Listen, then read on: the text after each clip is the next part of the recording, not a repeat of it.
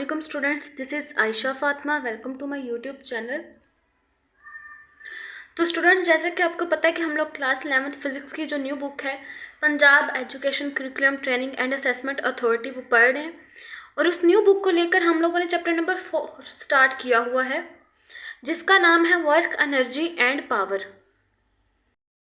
हम लोग chapter number 4 का जो आर्टिकल नंबर है 4.5 वो पढ़ेंगे, जिसका नाम है एनर्जी।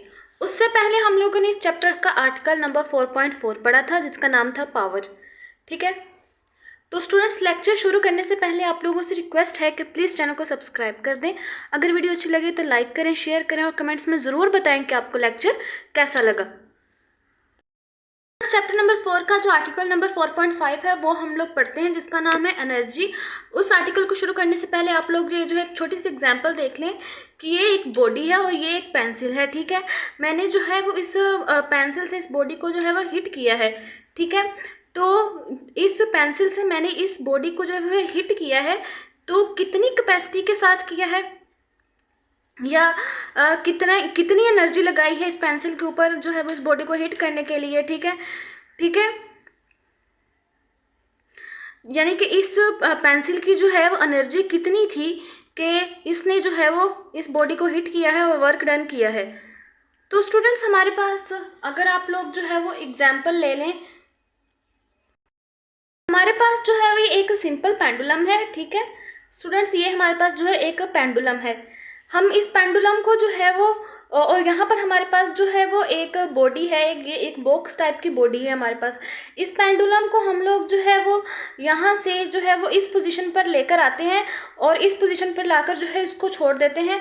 फिर वो ये बॉडी, इस पेंडुलम को जब हम लोग इस पॉप को यहाँ से जो है इस पोजीशन पर लेकर आते हैं और फिर इसको जो है यहाँ से छोड़ देते हैं, फिर वो जो है इस बॉडी को हिट करती है। ठीक है, फिर वो यहाँ से यहाँ इस साइड पे आकर यहाँ पर आकर इस बॉडी को हिट करती है।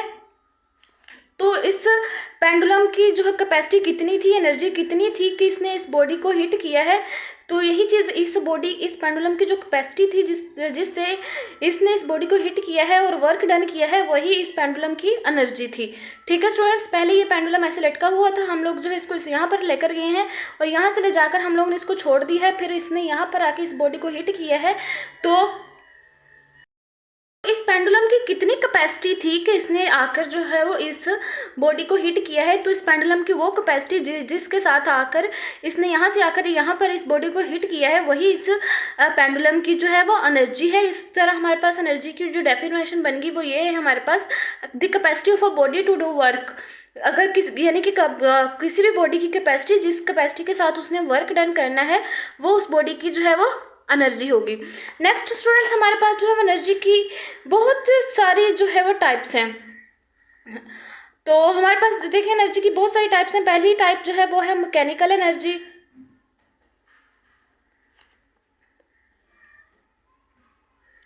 Nuclear energy,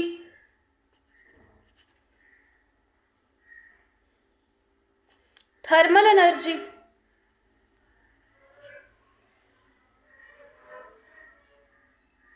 light energy,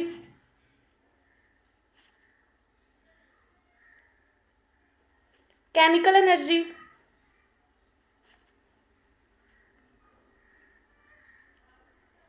wind energy,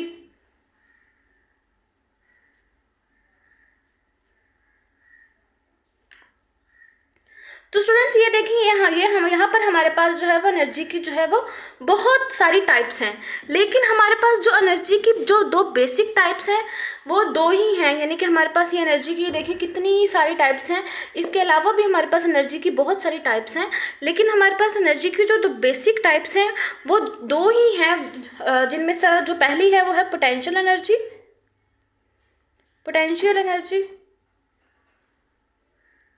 and kinetic energy.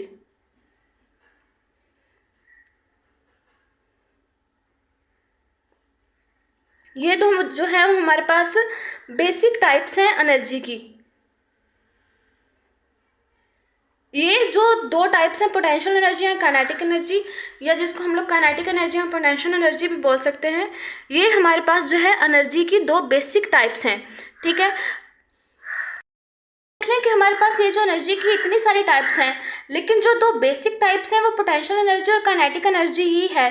तो जो दो बेसिक टाइप्स पोटेंशियल एनर्जी और काइनेटिक एनर्जी क्यों है? पोटेंशियल एनर्जी की डिफाइन है होती है हमारे पास, वो ये है कि energy possessed by body due to its position. हमारे पास पहले पेंडुलम यहाँ पर था, फिर हम लोगों ने इसको यहाँ से यहाँ तक लाकर जब छोड़ा तो फिर ये दोबारा यहाँ पर आया, फिर यहाँ से यहाँ तक आया, ठीक है। यानी कि यह हमारे पास एक सिंपल पेंडुलम है, ठीक है। हमने इस सिंपल पेंडुलम के बोब को जो है वो इस पोजीशन से इस पोजीशन पर मूव करवाया, ठीक है। इस पोजीशन पर मूव करवा कर जब हम लोगों ने इसको छोड़ दिया, यानी कि इसको लीव कर दिया, यहाँ से छोड़ दिया, इसको इसकी यहाँ से पकड़ छोड़ दी अपने हाथ की, फिर वो दोबारा से इस पोजीशन पर आएगा, फिर इस पोजीशन से जो है वो दोबारा इस पोजीशन पर जाएगा। तो इस वक्त इसने जो एनर्जी प्रोसेस्ड की है वो पोटेंशियल एनर्जी होगी, ठीक है। यानी कि energy possessed by body due to its position. अब देखें, यहाँ पहले पेंडुलम यहाँ पर था, फिर इसकी पोजीशन यहाँ थी, फिर इसकी पोजीशन दोबारा यहाँ होगी, फिर ये दोबारा इस पोजीशन पर आ गया, तो फिर इस वजह से इसकी जो एनर्जी होगी वो हमारे पास पोटेंशियल एनर्जी होगी। अब देखिए, पहले पेंडुलम यहाँ पर था, फिर यहाँ से यहाँ पर आया, यहाँ से फिर दोबारा यहाँ पर आया, फिर यहाँ से यहाँ आया, तो कैसे आया? मूव करके आया ना। तो वो जो जिस एनर्जी के साथ उसने मूव किया है वो उस एनर्जी को हम लोग कहेंगे काइनेटिक एनर्जी। यानी कि कोई भी बॉडी है अगर वो मोशन में है, मूव कर रही है, तो उसके पास काइनेटिक एनर्जी ज़रूर होगी। यानी कि the energy possessed by a body due to its motion, यानी कि वो एनर्जी जो कि कोई भी बॉडी अपनी मोशन की वजह से प्रोसेस्ड करती है वो हमारे पास काइनेटिक एनर्जी होती है। और कोई भी एनर्जी जो बॉडी अपनी पोजीशन की वजह से प्रोसेस्ड करती है वो हमारे पास पोटेंशियल एनर्जी होगी। इसी वजह से हमारे पास एनर्जी की जो दो बेसिक टाइप्स हैं वो दो ही हैं, potential energy and kinetic energy. और ये जो बाकी सारी टाइप्स हैं इनको ये भी हमारे पास पोटेंशियल एनर्जी और काइनेटिक एनर्जी के ज़िम्मे में आती हैं। ये जो सारी टाइप्स हैं हमारे पास एनर्जी की, ये भी काइनेटिक एनर्जी की और पोटेंशियल एनर्जी के ज़िम्मे में आती हैं, ठीक है। अब देखिए, मैकेनिकल एनर्जी। मैकेनिकल एनर्जी का क्या मतलब होता है कि बॉडी मूव कर रही है, ठीक है। मैकेनिकल, हमारे पंखों में, घरों के छतों के ऊपर जो पंखे लगे होते हैं वो उनके पास जो है मैकेनिकल एनर्जी होती है। और वो मैकेनिकल एनर्जी की वजह से मूव कर रहे हैं, तो वो मूव कर रहे हैं यानी कि मोशन में है, इस वजह से वो काइनेटिक एनर्जी प्रोसेस्ड कर रहे हैं। तो अब फिर देखें, मैकेनिकल एनर्जी आ गई ना बेसिक टाइप्स में से, एनर्जी की बेसिक टाइप में से किसी एक टाइप में आ गई। तो नेक्स्ट है हमारे पास न्यूक्लियर एनर्जी। दूसरी टाइप है हमारे पास वो है न्यूक्लियर एनर्जी। अब न्यूक्लियर एनर्जी में देखें, न्यूक्लियर जो है लफ्ज़ न्यूक्लियस से निकला है, ठीक है। अब न्यूक्लियस की जो एनर्जी होती है उसके इर्द गिर्द इलेक्ट्रॉन की मूव करने की वजह से वो न्यूक्लियर एनर्जी होती है, ठीक है, जो कि इलेक्ट्रॉन्स को अपनी तरफ जो है पुश करके रखती है। अब देखिए, इलेक्ट्रॉन्स मूव भी करते हैं और जो है वो अपने ऑर्बिट में भी रहते हैं, तो फिर इलेक्ट्रॉन जो है वो जो एनर्जी प्रोसेस्ड कर रहे होंगे वो पोटेंशियल एनर्जी भी होगी और काइनेटिक एनर्जी भी होगी। इस तरह न्यूक्लियर एनर्जी भी जो है वो काइनेटिक एनर्जी और पोटेंशियल एनर्जी के ज़िम्मे में आ गई, जो कि एनर्जी की दो बेसिक टाइप्स हैं। नेक्स्ट हमारे पास जो एनर्जी की टाइप है वो है थर्मल एनर्जी। अब देखिए, हम लोग किसी भी बॉडी को जो है वो जब हीट करते हैं तो उसके मॉलिक्यूल जो है वो मूव करना शुरू कर देते हैं और वो मूव करना शुरू कर देते हैं, इस वजह से वो काइनेटिक एनर्जी प्रोसेस्ड करते हैं। इसलिए जो हमारे पास थर्मल एनर्जी है वो काइनेटिक एनर्जी की ज़िम्मे में आएगी। और इस तरह हमारे पास लाइट एनर्जी है। स्टूडेंट्स, अब देखें, अगर एक कमरे में अंधेरा है और वहाँ पर हम लोग जो है वो जाकर वहाँ उस कमरे का जो बल्ब है वो ऑन कर देते हैं, जिसकी वजह से हमारे पास जो है वो पूरा कमरा रोशन हो जाता है। अब हम लोगों ने बल्ब को ऑन किया है तो रोशनी जो है वो मूव कर गई है, लाइट की जो वेव्स हैं वो मूव कर गई हैं, बल्ब से निकलकर पूरे कमरे में फैल गई हैं, जिसकी वजह से वो पूरा कमरा रोशन हो गया है। तो फिर उन वेव्स ने जो एनर्जी प्रोसेस्ड की है वो काइनेटिक एनर्जी प्रोसेस्ड की है। इस तरह लाइट एनर्जी जो है वो भी काइनेटिक एनर्जी के ज़िम्मे में आ गया। नेक्स्ट है हमारे पास केमिकल एनर्जी। केमिकल एनर्जी में जो है बांड बनते हैं, बहुत ही ज़्यादा क्लोज्ड बांड बनते हैं और वो एक पोजीशन प्रोसेस्ड कर लेते हैं, जिसकी वजह से वो जो है पोटेंशियल एनर्जी प्रोसेस्ड करते हैं। नेक्स्ट है हमारे पास विंड एनर्जी। विंड एनर्जी हवा, जो कि हवा के मूव करने की वजह से हो रही होती है, हवा मूव करती है इसलिए विंड एनर्जी बनती है। हवा के मूव करने से हवा जो है वो काइनेटिक एनर्जी प्रोसेस्ड करती है, ठीक है स्टूडेंट्स। काइनेटिक एनर्जी प्रोसेस्ड करती है हवा मूव करने की वजह से। तो इस तरह हमारे पास एनर्जी के जो दो बेसिक टाइप्स हैं वो तो दो ही हैं, potential energy and kinetic energy. लेकिन इसके अलावा एनर्जी की हमारे पास बहुत सारी टाइप्स हैं जिनको हम लोग ज़्यादा अगर डिस्कस करें तो वो उनमें एनर्जी को जो बाकी सारी टाइप्स हैं वो काइनेटिक एनर्जी और पोटेंशियल एनर्जी के ऊपर ही बेस कर रही हैं, काइनेटिक एनर्जी और पोटेंशियल एनर्जी के ऊपर ही डिपेंड कर रही हैं। ठीक है, एनर्जी की सारी टाइप्स। इस वजह से हमारे पास जो एनर्जी की दो बेसिक टाइप्स हैं वो दो ही हैं, पोटेंशियल एनर्जी और काइनेटिक एनर्जी। आज के टॉपिक में हम लोग जो है वो पोटेंशियल एनर्जी और काइनेटिक एनर्जी के बारे में पढ़ेंगे और उनकी एग्जांपल्स के बारे में पढ़ेंगे। ठीक है स्टूडेंट्स, फिर हम लोग जो है वो काइनेटिक एनर्जी का फार्मूला को ड्राइव करेंगे आज के लेक्चर में, और जो पोटेंशियल एनर्जी का फार्मूला है वो हम लोग नेक्स्ट लेक्चर में डिराइव करेंगे। तो इस तरह स्टूडेंट्स हमारे पास जो एनर्जी की डेफिनेशन आ गई, the energy of a body is its capacity to do work, यानी कि हमारे पास किसी भी बॉडी की वो वाली कैपेसिटी जिसके साथ वो वर्क डन कर सके। अगर किसी भी बॉडी की कोई कैपेसिटी, ये आप ह्यूमन बॉडी की ही ले लें कि हमारे पास जो है हमें बुखार है और बुखार में जो है हम लोग काम कर रहे हैं और हमें कोई काम करना पड़ रहा है और वो हम लोग जो है वो काम ठीक तरीके से नहीं कर पाते क्योंकि हमारी बॉडी में कैपेसिटी कम है, हमें जो है वो टेम्परेचर हुआ है, तो फिर हमारे पास जो एनर्जी होगी हमारी बॉडी की वो कम होगी। तो इसी तरह हमारे पास हम लोग एनर्जी की डिफाइन कर सकते हैं, energy of a body is its capacity to do work. Next जो है हमारे पास बेसिक फॉर्म्स हैं एनर्जी की, कि हमारे पास there are two basic forms of energy, kinetic energy and potential energy. हमारे पास एनर्जी की जो दो बेसिक फॉर्म्स हैं वो दो हैं, काइनेटिक एनर्जी और पोटेंशियल एनर्जी। काइनेटिक एनर्जी की हम लोग डेफिनेशन देख लें, the energy possessed by a body a due to its motion, यानी कि अगर कोई बॉडी मूव कर रही है या मोशन में है तो उस वक्त उसके पास जो एनर्जी होती है वो काइनेटिक एनर्जी होती है। और अगर कोई बॉडी जो है वो अपनी पोजीशन पर है, यानी कि वो अपनी पोजीशन चेंज नहीं कर रही या वो अपनी पोजीशन एक जगह से दूसरी जगह चेंज कर रही है लेकिन वो मूव नहीं कर रही, तो उस वक्त उस बॉडी के पास जो एनर्जी होती है वो पोटेंशियल एनर्जी होती है। तो फिर हमारे पास जो काइनेटिक एनर्जी की डिफाइन आ गई वो ये होगी कि हमारे पास the energy, kinetic energy is the energy possessed by a body due to its motion. इस काइनेटिक एनर्जी की डेफिनेशन लिखने के बाद हम लोग काइनेटिक एनर्जी की जो है वो एग्जाम्पल लिखेंगे। तो काइनेटिक एनर्जी की हम लोगों ने एग्जांपल लिखी, दी energy possessed by a moving car is kinetic energy, यानी कि अगर एक कार है वो मूव कर रही है तो उस वक्त उस कार की जो एनर्जी होगी वो हमारे पास काइनेटिक एनर्जी होगी। नेक्स्ट जो डेफिनेशन है हमारे पास एनर्जी की जो दूसरी बेसिक फॉर्म है वो हमारे पास जो है पोटेंशियल एनर्जी है। तो potential energy is the energy possessed by a body due to its changed position, यानी कि अब देखें ये मेरे पास एक पेंसिल है, इसकी पोजीशन मैंने यहाँ से लेकर यहाँ तक चेंज कर दूँगी, ये यहाँ से लेकर यहाँ तक इस पेंसिल की जो है वो पोजीशन तो चेंज होगी है लेकिन ये पेंसिल जो है वो ऐसे मूव नहीं कर रही। तो इस वजह से इस पेंसिल के पास जो एनर्जी होगी वो पोटेंशियल एनर्जी होगी। तो फिर हम लोग कह सकते हैं कि energy possessed by a body due to its changed position, तो वो हमारे पास जो है वो पोटेंशियल एनर्जी होती है। जो एग्जाम्पल होगी पोटेंशियल एनर्जी की वो ये है हमारे पास, the energy possessed by lifted stone is potential energy, यानी कि हमारे पास अगर हम लोग एक लिफ्टेड स्टोन की जगह ये लिफ्टेड पेंसिल ले रहे हैं, ये पेंसिल जो है इसको मैंने ऊपर लिफ्ट करके रखा हुआ है, ठीक है, यानी कि ऊपर की तरफ लटकाया हुआ है, ठीक है। तो इससे अब देखिए यहाँ पर ये पेंसिल जो है वो अपनी किसी पोजीशन पर है, यहाँ पर इसकी जो है वो मूव नहीं कर रही लेकिन एक ही पोजीशन पर है। तो इस वक्त इस पेंसिल के पास जो एनर्जी होगी वो पोटेंशियल एनर्जी होगी क्योंकि ये जो है वो अपनी पोजीशन पर है। ठीक है स्टूडेंट्स, अगर ये पेंसिल जो है वो ऐसे मूव कर रही होगी तो मैं कहूँगी कि इस पेंसिल के पास जो एनर्जी है वो काइनेटिक एनर्जी है, लेकिन ये अपनी पोजीशन पर है। हम लोग इसकी पोजीशन यहाँ से लेकर यहाँ तक जो है यहाँ पर नीचे रख के इसको चेंज भी कर सकते हैं, तो इसकी पोजीशन में चेंज आएगा। तो इसकी पोजीशन में चेंज आने की वजह से ये इसके पास जो एनर्जी होगी वो हमारे पास पोटेंशियल एनर्जी होगी। ठीक है, ये मूव नहीं कर रही, इस वजह से हम लोग ये नहीं कह सकते कि इस बॉडी के पास जो एनर्जी है वो काइनेटिक एनर्जी है। नेक्स्ट स्टूडेंट्स हम लोगों ने हेडिंग दी है derivation of formula for kinetic energy, यानी कि काइनेटिक एनर्जी को डिराइव करने के लिए हम जो फार्मूला यूज़ करेंगे वो उसकी डेरिवेशन उसको कैसे डिराइव करेंगे।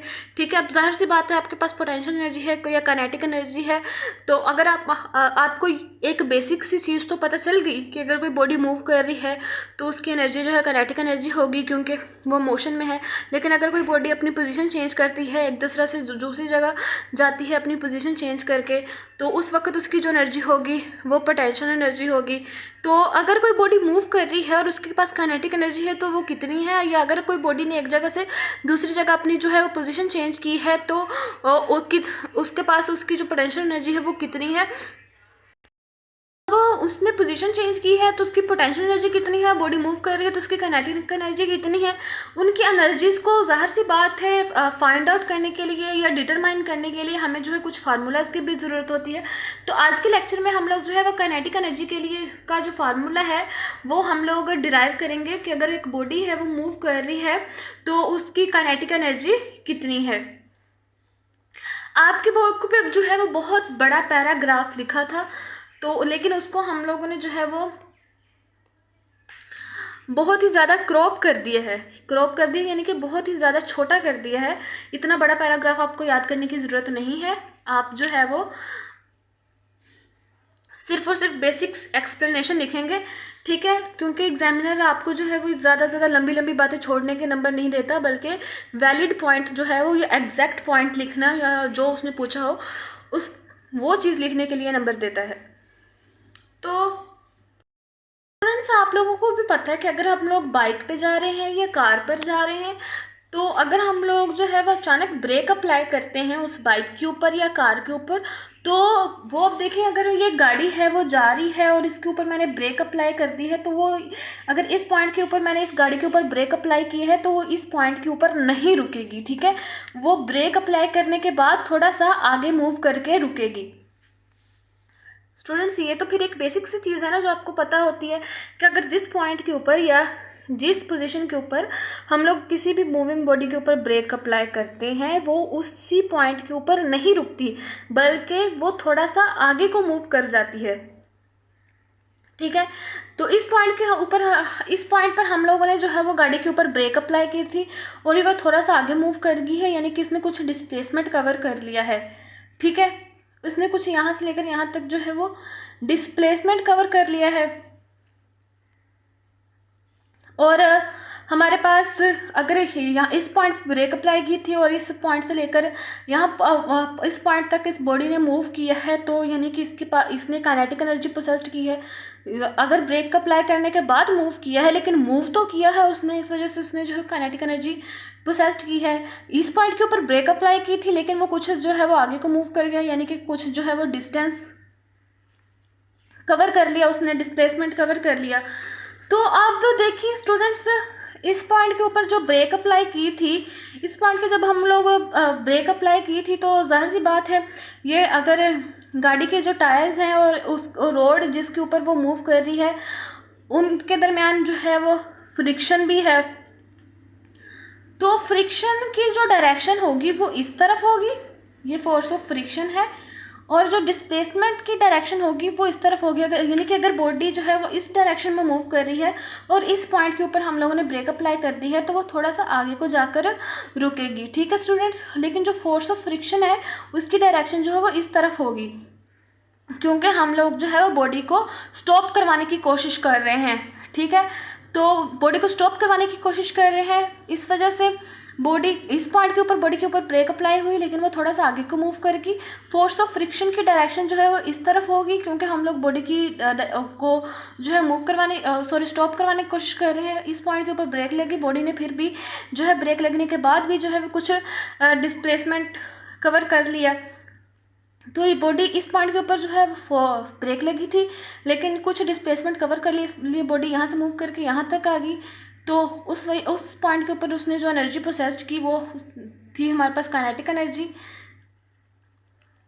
जो कि फिर हमारे पास बॉडी की फोर्स और जो डिस्प्लेसमेंट के इक्वल होगी। यानी कि फोर्स, ये जो स्मॉल एफ है ये फोर्स ऑफ फ्रिक्शन है, और ये जो डिस्प्लेसमेंट, ये जो बॉडी ने मूव किया है उसके ऊपर कार के ऊपर ब्रेक अप्लाई करने के बाद, तो फिर हमारे पास इस ब्रेक अप्लाई करने के बाद इस बॉडी ने इस पॉइंट के ऊपर ब्रेक अप्लाई की थी, फिर इस पॉइंट से यहाँ तक ये बॉडी ने मूव किया है। तो ब्रेक अप्लाई करने के बाद उसने उस काइनेटिक एनर्जी तो पोसेस्ड की है, मूव किया है, तो ब्रेक अप्लाई करने के बाद जो है वो उसने कुछ मूव किया है, इस वजह से उसने काइनेटिक एनर्जी पोसेस्ड की है। वो काइनेटिक एनर्जी उस फोर्स ऑफ फ्रिक्शन जिसने उस बॉडी को स्टॉप करवाया है, और वो डिस्प्लेसमेंट जो कि उस बॉडी के ने ब्रेकअप के अप्लाई होने के बाद जो है वो डिस्प्लेसमेंट कवर किया है, उस बॉडी की काइनेटिक एनर्जी फिर फोर्स ऑफ फ्रिक्शन और डिस्प्लेसमेंट के इक्वल होगी। तो स्टूडेंट्स हम लोग जो है वो फाइंड क्या कर रहे हैं, हम लोग जो है वो काइनेटिक एनर्जी का फार्मूला फाइंड कर रहे हैं। तो आप देखिए हमारे पास ये F है और ये डिस्प्लेसमेंट D है। तो काइनेटिक एनर्जी का फार्मूला फाइंड आउट करने के लिए हमारे पास जो है वो सबसे पहले हम लोग F फाइंड करेंगे, फिर हम लोग D फाइंड करेंगे। तो F जो है आपको पता है कि F जो है वो हमारे पास ma के इक्वल होता है। ये फोर्स जो है हम लोगों ने फ्रिक्शन फोर्स ली है, इस वजह से हम लोग स्मॉल f लिख देंगे, F is equal to ma। ये जो m है ये तो हमारे पास इस बॉडी का मैस है, लेकिन ये जो एक्सीलरेशन है वो तो फोर्स ऑफ फ्रिक्शन की वजह से प्रोड्यूस हो रहा है ना, ठीक है, क्योंकि फोर्स तो इसके ऊपर फोर्स ऑफ फ्रिक्शन लग रही है जिसकी वजह से बॉडी ने मूव किया है। अब जाहिर सी बात है कोई भी मूविंग बॉडी है जिसके ऊपर फोर्स लगती है तो उसका कुछ एक्सीलरेशन भी होगा, और ये वाला जो एक्सीलरेशन है ये इसको हम लोग रिटार्डेशन या डिसेलरेशन भी बोल सकते हैं। इस एक्सीलरेशन को हम लोग जो है वो नेगेटिव ए भी कह सकते हैं, क्योंकि इस फोर्स ऑफ फ्रिक्शन के लगने की वजह से ये बॉडी स्टॉप कर गई है, ये बॉडी मूव नहीं करी, इस बॉडी ने मूव नहीं किया बल्कि ये स्टॉप हो गई है। हम लोगों ने इस पॉइंट के ऊपर ब्रेक अप्लाई की, फिर भी इस पॉइंट के ऊपर आकर स्टॉप कर गई है, इस वजह से हमारे पास ये जो एक्सीलरेशन है ये नेगेटिव एक्सीलरेशन होगा। तो फिर small f is equal to negative ma। इस पॉइंट के ऊपर जो है वो एक्सीलरेशन को सेपरेट करना चाहें, ठीक है, तो हमारे पास a is equal to f over m आ जाएगा, और ये नेगेटिव इसके साथ आ जाएगा क्योंकि हम लोगों ने एक्सीलरेशन को सेपरेट करना है, FD की वैल्यू निकालनी है, इसलिए हम लोगों ने एक्सीलरेशन को सेपरेट किया, और ये जो m है जो इसके साथ a के साथ मल्टीप्लाई हो रहा है इधर आके डिवाइड हो जाएगा। स्टूडेंट्स देखिए यहाँ पर इस बॉडी, ये बॉडी जो है इसके ऊपर जब हम लोगों ने ब्रेक अप्लाई की तो इसकी जो इनिशियल वेलोसिटी है, कुछ ना कुछ इनिशियल वेलोसिटी तो होगी इस बॉडी की, ठीक है, तो उस इनिशियल वेलोसिटी को हम लोग कहते हैं कि इसकी इनिशियल वेलोसिटी v है, लेकिन जब वो इस पॉइंट के ऊपर आकर रुक जाती है तो वो उस टाइम उसकी जो वेलोसिटी होगी उसको हम लोग फाइनल वेलोसिटी कह देते हैं, कि उस टाइम जो है यहाँ पर आके बॉडी ने अगर स्टॉप कर गई है तो उसकी जो फाइनल वेलोसिटी होगी वो हमारे पास 0 होगी, क्योंकि कोई भी बॉडी है अगर उसकी इनिशियल वेलोसिटी कुछ है तो फाइनल पोजीशन पर जाकर अगर वो रेस्ट में चली जाती है तो उसकी फाइनल वेलोसिटी 0 हो जाती है, ठीक है स्टूडेंट्स। और एक्सीलरेशन जो है जो है वो इस बॉडी की फाइनल वेलोसिटी का भी पता चल गया, और यानी कि फाइनल पोजीशन पर जाकर ये बॉडी जो है वो रेस्ट पे चली जाती है, इस वजह से इसकी फाइनल वेलोसिटी 0 हो जाती है, और जिस पॉइंट के ऊपर इस बॉडी के ऊपर ब्रेक अप्लाई हुई है यानी कि तब उस वक्त उसकी जो है वेलोसिटी इनिशियल होती है, और यानी कि कुछ वेलोसिटी होती है जिसकी वजह से वो इनिशियल पोजीशन से बॉडी फाइनल पोजीशन पर चली जाती है, इस वजह से उसकी इनिशियल पोजीशन पर उसकी जो वेलोसिटी है उसको हम लोगों ने v का नाम दे दिया, और फाइनल पोजीशन पर उसकी जो वेलोसिटी है उसको हम लोगों ने 0 कह दिया। और एक्सीलरेशन का भी हमें पता चल गया है कि एक्सीलरेशन हमारे पास नेगेटिव एक्सीलरेशन है, रिटार्डिंग है, ये डिसेलरेशन भी कह सकते हैं वो, क्योंकि वो एक्सीलरेशन जो है वो फोर्स ऑफ फ्रिक्शन की वजह से प्रोड्यूस हो रहा है, और फोर्स ऑफ फ्रिक्शन जो है इस बॉडी को मूव करवाती है, फोर्स ऑफ फ्रिक्शन जो है इस बॉडी को स्टॉप करवाती है। अब हम लोगों ने काइनेटिक एनर्जी का फार्मूला डिराइव करना है, तो FD की वैल्यू फाइंड आउट करनी है हम लोगों ने। तो हम लोग जो है इक्वेशंस ऑफ मोशंस को देख लेते हैं कि FD की वैल्यू फाइंड आउट करनी है, इस वजह से हम लोग इक्वेशंस ऑफ मोशंस को देखते हैं कि कौन सी इक्वेशन ऑफ मोशन को इस्तेमाल करके हम लोग जो FD की वैल्यू फाइंड आउट कर सकेंगे। तो फर्स्ट इक्वेशन ऑफ मोशन है हमारे पास VF² is equal to VI plus AT।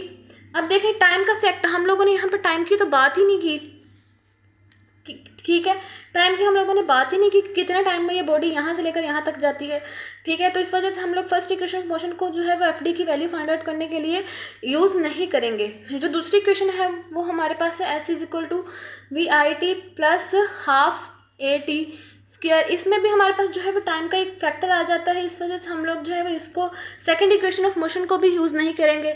जो हमारे पास थर्ड इक्वेशन ऑफ मोशन है हमारे पास 2AS is equal to VF² negative VI² है हमारे पास, ये हमारे पास थर्ड इक्वेशन ऑफ मोशन है, ठीक है। हम लोगों ने जो है वो एफ डी की वैल्यू फाइंड आउट करनी है, ठीक है। एफ डी की वैल्यू फाइंड आउट करनी है। सबसे पहले हम लोग जो है वो, इस वजह से हम लोग जो है थर्ड इक्वेशन ऑफ मोशन को इस्तेमाल करेंगे कि थर्ड इक्वेशन ऑफ मोशन में हमारे पास जो देखें एक्सीलरेशन भी है हमारे पास इसमें। तो एक्सीलरेशन हम लोगों ने देख लिया है कि इस बॉडी का जो एक्सीलरेशन है वो नेगेटिव एफ ओवर एम की इक्वल है, क्योंकि एक्सीलरेशन इसका नेगेटिव है, क्योंकि इसके ऊपर फोर्स ऑफ फ्रिक्शन लग रही है और फोर्स ऑफ फ्रिक्शन जो है वो उस बॉडी को स्टॉप करवाने की कोशिश कर रही है। इस वजह से उस फोर्स ऑफ फ्रिक्शन की वजह से जो हमारे पास एक्सीलरेशन प्रोड्यूस हो रहा है वो हमारे पास नेगेटिव एक्सीलरेशन है, या डिसेलरेशन भी बोल सकते हैं हम उसको। हम लोग हमारे पास फिर इस बॉडी की कुछ फाइनल वेलोसिटी भी है कि बॉडी के इस पॉइंट के ऊपर अगर ब्रेक अप्लाई हुई है तो फिर भी वो कुछ आगे की तरफ मूव कर जाती है, और फाइनल पोजीशन पर जब वो पहुंचती है तो उसकी फाइनल वेलोसिटी ज़ीरो होती है, क्योंकि वो फाइनल पोजीशन पर जाकर रेस्ट में चले जाती है। लेकिन इनिशियल पोजीशन यानी कि जहाँ पर उसके ऊपर ब्रेक अप्लाई हुई हुई होती है वहाँ पर उसकी इनिशियल वेलोसिटी जो है उसको हम लोगों ने वी कहा है कि उसकी इनिशियल वेलोसिटी वी है। तो फिर हम लोग जो है एफ डी की वैल्यू फाइंड आउट करने के लिए हम लोग third equation of motion use करेंगे। और ये जो एस है हमारे पास डिस्टेंस है, इसको हम लोग डी का नाम दे देते हैं, ठीक है। हम लोग इसको ऐसे देख देते हैं 2a D is equal to V F square negative V I square. तो स्टूडेंट्स हमारे पास जो है एक्सीलरेशन की वैल्यू हम लोगों ने निकाली, तो वो हमारे पास नेगेटिव एफ ओवर एम है, फाइनल वेलोसिटी आपको पता है जीरो, इनिशियल वेलोसिटी वी है। तो जब ये वैल्यूज़ हम लोगों ने यहाँ पे पुट की, हम लोगों ने तो एफ डी की वैल्यू फाइंड आउट करनी है। तो फाइनल वेलोसिटी जो है हमारे पास जो है वो ज़ीरो के इक्वल है, इनिशियल वेलोसिटी हमारे पास जो है वो वी के इक्वल है, ठीक है स्टूडेंट्स। नेगेटिव के साइन को ख़त्म करने के लिए हम लोगों ने दोनों इक्वेशंस को जो है वो, अब देखिए ये ज़ीरो का स्क्वायर है तो 2 into negative F over M D is equal to negative V square आ जाएगा। इस नेगेटिव के साइन को हम लोग जब ख़त्म करते हैं तो उस नेगेटिव के साइन को हम लोग ख़त्म करने के लिए इस पूरी इक्वेशन को है -1 से मल्टीप्लाई करवा देते हैं, इस साइड को भी इस साइड को भी। तो फिर -1 से जब हम लोगों ने मल्टीप्लाई करवाया तो हमारे पास 2 F D over M is equal to V square आ जाएगा, ठीक है स्टूडेंट्स।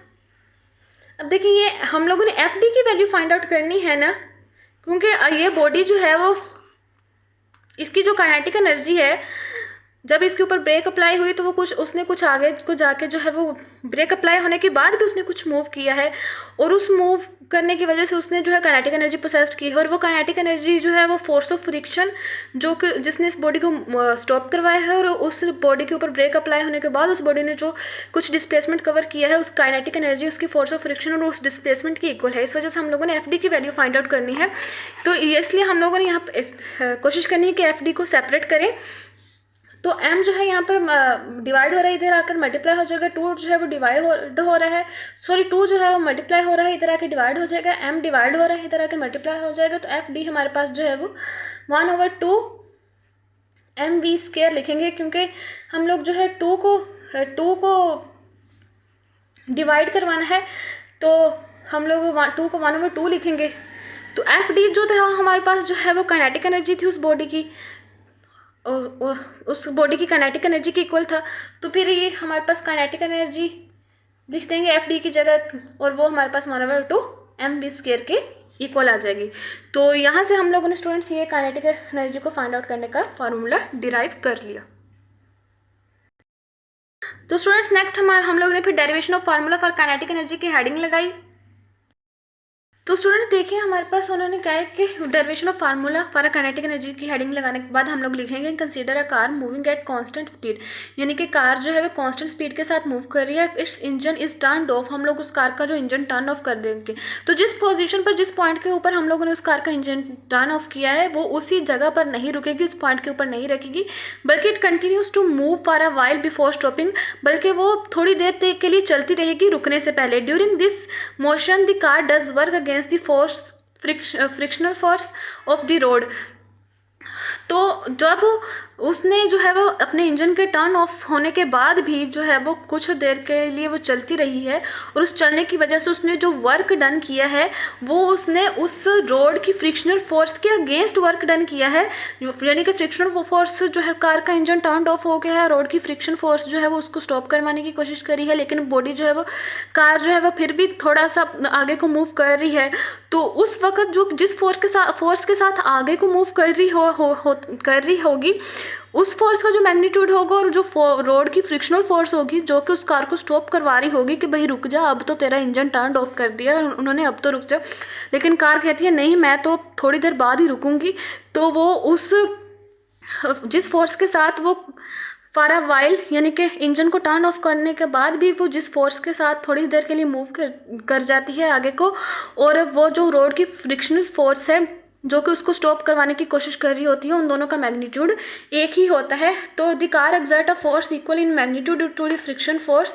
तो यानी कि कार जो है वो, अब जाहिर सी बात है जितनी फ्रिक्शनल फोर्स जो है वो उसको मूव करवाने की कोशिश कर रही है कि भाई रुक जा तेरा इंजन टर्न ऑफ हो गया है, और जितनी फोर्स के अगर फोर्स के साथ वो फॉर अ वाइल यानी कि रुकने से पहले आगे को मूव कर जाती है, तो वो आगे को मूव को जिस फोर्स के साथ करती है वो उतनी ही फोर्स के साथ मूव करती है जितना ही रोड उसके ऊपर फ्रिक्शनल फोर्स लगा रहा होता है। और and cover a distance D before coming to rest, फिर वो कार जो है वो डिस्टेंस डी कवर कर लेती है रेस्ट में आने से पहले। तो कार के इंजन को टर्न ऑफ करने के बाद जब फ्रिक्शनल फोर्स उस कार को रोकने की कोशिश कर रही थी लेकिन फिर भी उसने कुछ जो है डिस्टेंस कवर कर लिया, तो उस कार ने फिर जो वर्क डन किया है, work done by the car is equal to F D.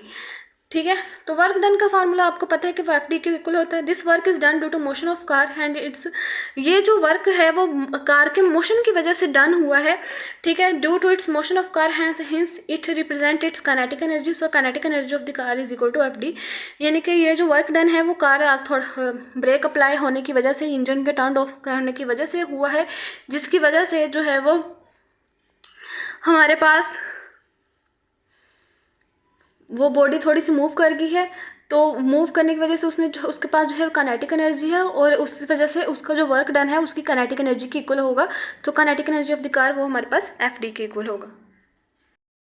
Kinetic energy हमारे पास जो है वो, काइनेटिक एनर्जी जो है हमारे पास एफ डी के इक्वल है। ठीक है स्टूडेंट्स, काइनेटिक एनर्जी हमारे पास एफ डी के इक्वल है, इसलिए हम लोगों ने एफ डी की वैल्यू पुट करनी है। तो according to Newton second law of motion के अकॉर्डिंग हमारे पास जो है एफ जो है एम ए के इक्वल होती है। Since car is decelerated its acceleration is negative because it's produce by the force of friction. Car जो है कार को हम लोगों ने, कार स्टॉप हो गई है क्योंकि इंजन टर्न ऑफ हो गया है, इस वजह से फोर्स ऑफ फ्रिक्शन उसको, उसके ऊपर जो फोर्स ऑफ फ्रिक्शन लग रही है जो कि उसको स्टॉप करवाने की वजह कोशिश कर रही है, उस फोर्स ऑफ फ्रिक्शन से जो एक्सीलरेशन प्रोड्यूस होगा वो नेगेटिव एक्सीलरेशन होगा, acting opposite to the direction of motion. Car जो है इस तरफ मूव करवाने की कोशिश कर रही है लेकिन जो फोर्स ऑफ फ्रिक्शन की डायरेक्शन है वो इस तरफ होगी। ठीक है, ये सारी चीज़ें पढ़ चुके हैं, तो इस वजह से हमारे पास F is equal to negative M में की इक्वल हो जाएगा। तो हमारे पास अगर हम लोगों ने एक्सीलरेशन को सेपरेट किया है करना है तो हम लोगों ने जो है वो A is equal to negative F over M आ जाएगा हमारे पास। तो हम लोग जो है वो एफ डी की value third equation of motion को इस्तेमाल करके जो है हम लोग एफ डी की वैल्यू जो है वो यूज़ करेंगे। तो थर्ड इक्वेशन ऑफ मोशन है हमारे पास 2as is equal to V F square negative V I square. अब देखिए जिस पॉइंट के ऊपर जब बॉडी के ऊपर इंजन टर्न ऑफ हुआ था तो उस वक्त उसकी जो इनिशियल वेलोसिटी थी वो v थी, फाइनल पोजीशन पर जाकर वो बॉडी रेस्ट में आ गई, तो हमारे पास जो है वो उसकी फाइनल पोजीशन फाइनल वेलोसिटी भी 0 आ गई। तो फिर ये हमारे पास एस डिस्टेंस एस जो है उसको डी कह देंगे, और एक्सीलरेशन हमारे पास जो है वो नेगेटिव एफ ओवर एम की इक्वल आ जाएगा। थर्ड इक्वेशन ऑफ मोशन हम लोगों ने क्यों यूज़ की है, क्योंकि बाकी दो इक्वेशंस में टाइम का फैक्टर आ जाता है, तो हम लोग लंबे पंगे में नहीं पढ़ना चाहते, हम लोग जो है वो थर्ड इक्वेशन ऑफ मोशन को यूज़ करके एफ डी की वैल्यू निकाल लेंगे जो कि काइनेटिक एनर्जी की इक्वल है। फिर एफ डी की जो वैल्यू होगी उसको काइनेटिक एनर्जी की इक्वल रख देंगे तो हम लोग हमारे पास काइनेटिक एनर्जी का फार्मूला आ जाएगा। मोशन को हम लोगों ने इक्वेशन 1 का नाम दे दिया, फिर उसकी सारी वैल्यूज जो है इसमें पुट कर दी कि फाइनल वेलोसिटी हमारे पास 0 थी, वी इनिशियल वेलोसिटी हमारे पास v थी, और s को हमारे पास जो डिस्टेंस था d था, और एक्सीलरेशन था हमारे पास जो है वो नेगेटिव एफ ओवर एम की इक्वल आ गया था। तो फिर सारी वैल्यूज को जब पुट कर देंगे तो हमारे पास जो है एफ डी की वैल्यू आ जाएगी। Value in equation 1 we get 2 into negative F over M into D is equal to 0 square negative V square, ये हमारे पास इनिशियल वेलोसिटी थी, ये हमारे पास फाइनल वेलोसिटी थी।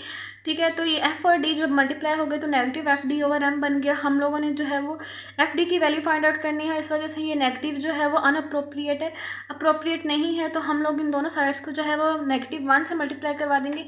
तो उसके बाद हमारे पास जो इक्वेशन आ जाएगी वो 2 into F D over M आ जाएगी। वी स्क्वायर एफ डी की वैल्यू पुट करनी है, एफ डी को सेपरेट करना ज़रूरी है, तो ये एम जो है डिवाइड हो रहा है, इधर आके मल्टीप्लाई हो जाएगा एम स्क्वायर, और ये 1 2 जो है ये अंदर मल्टीप्लाई हो रहा है, इधर आके डिवाइड हो जाएगा।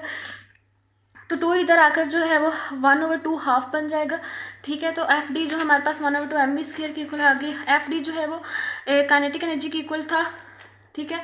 तो फिर काइनेटिक एनर्जी हमारे पास 1/2 एम वी स्क्वायर आ गई। तो काइनेटिक एनर्जी का फार्मूला इस वजह से 1/2 एम वी स्क्वायर है। तो नेक्स्ट हमारे पास है कि काइनेटिक एनर्जी का यूनिट क्या होगा।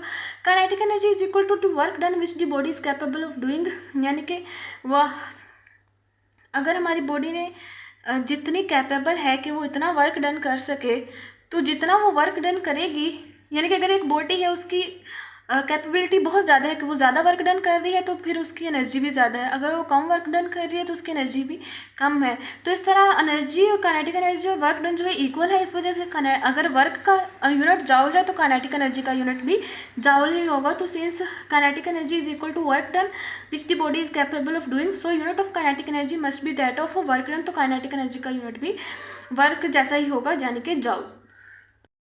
नेक्स्ट जो है इस टॉपिक से रिलेटेड जो मोस्ट इंपॉर्टेंट एमसीक्यूज बन सकते हैं वो ये है हमारे पास, जिस तरह हमारे पास जो वेक्टर्स की फॉर्म में देखा था, हमारे पास वेक्टर था ए स्क्वायर, इसको हम लोग ए वेक्टर डॉट ए वेक्टर की फॉर्म में लिख सकते हैं। इस तरह अगर हमारे पास ये वी स्क्वायर है तो हम लोग उसको V vector dot V vector की फॉर्म में भी लिख सकते हैं।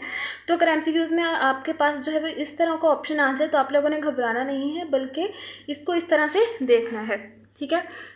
जो दूसरा एमसीक्यूज है वो ये है हमारे पास कि जो दूसरा एमसीक्यू जो हमारे पास बन सकते हैं कि अगर हमारे पास ये काइनेटिक एनर्जी है 1/2 एम वी स्क्वायर, अगर हम लोग इसको जो है वो m/m से डिवाइड कर दें, m/m से डिवाइड कर दिया तो m जो भी इसके साथ अंदर मल्टीप्लाई हुआ तो m स्क्वायर वी स्क्वायर बन जाएगा हमारे पास 1/2 m square V square over m, ठीक है।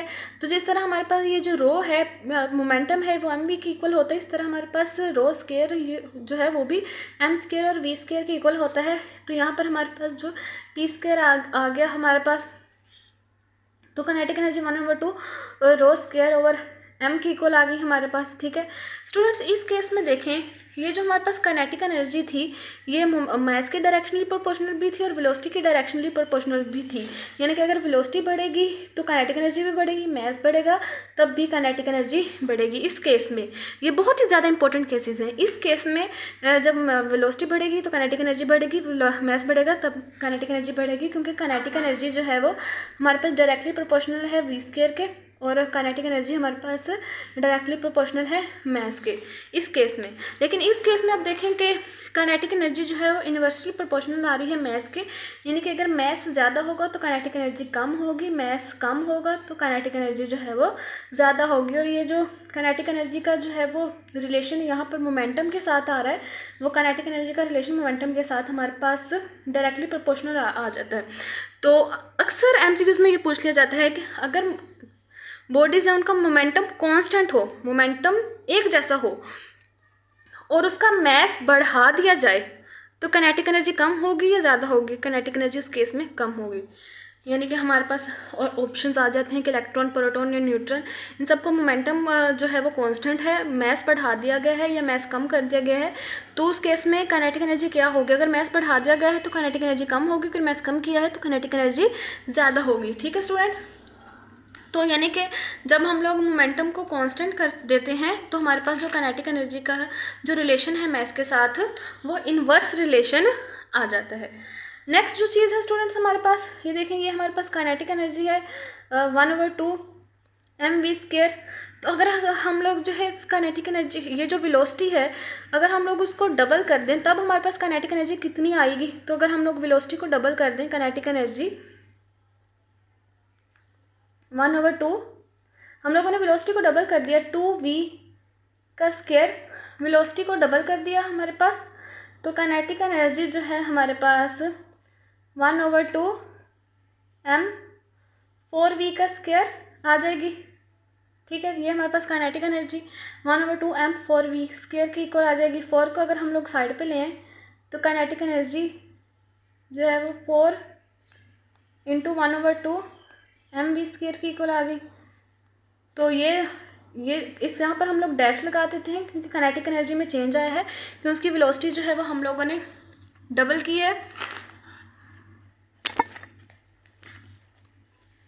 उसकी वेलोसिटी हम लोगों ने डबल की है। तो काइनेटिक एनर्जी जो है वो हमारे पास kinetic energy dash is equal to 4 × kinetic energy, यानी कि अगर हम लोग बॉडी की जब काइनेटिक एनर्जी को जो है में चेंजेस देखना चाहें कि अगर हम लोग वेलोसिटी को डबल कर दें तो काइनेटिक एनर्जी में जो चेंज आता है वो 4ke आता है, यानी कि वेलोसिटी के डबल होने की वजह से काइनेटिक एनर्जी की जो वैल्यू होती है वो 4 होती है। तो ये बहुत ज़्यादा इंपॉर्टेंट केसेस हैं। नेक्स्ट केस अगर हम लोग देखें कि अगर हमारे पास जो वेलोसिटी है वो डबल कर दी है और मैस को हाफ कर दी है, या मैस को हाफ कर दी है और जो वेलोसिटी है बॉडी की डबल कर दी है, तो काइनेटिक एनर्जी में क्या चेंज आएंगे। तो kinetic energy dash is equal to 1/2 mv²। हमारे पास जो मैस है उसको हम लोगों ने हाफ कर दी है, जो वेलोसिटी है वो हमारे पास डबल कर दी है, तो हमारे पास फिर काइनेटिक एनर्जी में जो चेंजेस आएंगे वो हमारे पास कैसे आएंगे, 1/2 m/2। मैस को हम लोगों ने हाफ कर दिया है ना, वेलोसिटी को डबल कर दिया है 2v²। हम लोग मैस वेलोसिटी को भी हाफ कर सकते हैं, मैस को भी डबल कर सकते हैं, लेकिन यहाँ पर हम लोगों ने वेलोसिटी को डबल किया, मैस को हाफ किया। उस वक्त काइनेटिक एनर्जी में जो चेंजेस आएंगे ये 2 हो गया, तो 1 m/4 आ गया हमारे पास, 1/4 काइनेटिक एनर्जी जो है वो 1/4 आ गई हमारे पास, 1/4 m, और ये वेलोसिटी जो थी डबल की थी तो 4v² आ गया हमारे पास। ठीक है स्टूडेंट्स,